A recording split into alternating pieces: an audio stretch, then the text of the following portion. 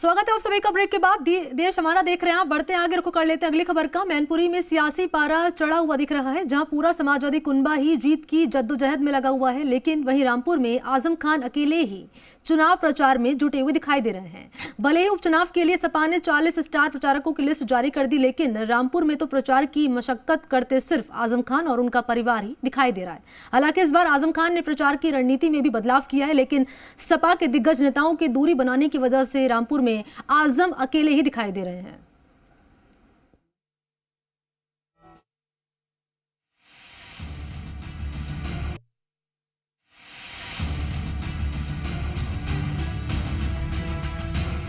UP में उपचुनाव की जंग बेहद तल्ख होती दिख रही है, जहां पर तमाम नेता अपने गढ़ को बचाने की जद्दोजहद में लगे दिख रहे हैं। जहां मैनपुरी में पूरा समाजवादी कुनबा ही जीत के लिए लोगों से जनसंपर्क करता दिख रहा। ये अपने घर के पास सिर्फ देसी मुर्गियों को पाल कर हर साल 6 लाख कमा रहे हैं। आप भी ये करना चाहते हो तो फ्रीडम ऐप को अभी डाउनलोड कीजिए। तो वहीं रामपुर में अपना सियासी गढ़ बचाने के लिए आजम खान अकेले ही मशक्कत करते दिख रहा है। कुछ दिन पहले ही अदालत ने पीएम मोदी और सीएम योगी को अपशब्द कहने का दोषी पाए जाने के बाद आजम खान को 3 साल कैद की सजा सुनाई थी, जिसके बाद उनकी विधायकी चली गई थी और इसके बाद उनकी खाली हुई सीट पर उपचुनाव हो रहा है, जहां से आजम खान के करीबी आसिम रजा उम्मीदवार है और आसिम रजा को जीत दिलाने के लिए आजम खान यहां अकेले ही मशक्कत करते दिख रहा है।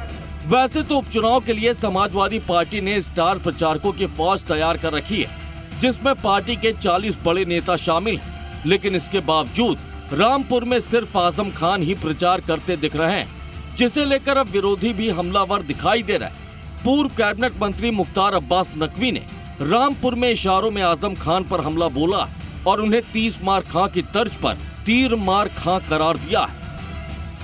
वोटों की ठेकेदारी नहीं बल्कि विकास में हिस्सेदारी आज प्राथमिकता होनी है बीजेपी की, और इसलिए जो लोग अभी तक जो है वो वोटों की जागीरदारी और ठेकेदारी करते थे, और वोटों की जागीरदारी और ठेकेदारी की जो मंडली थी वो लोगों के विकास पर कुंडली मारकर बैठी थी।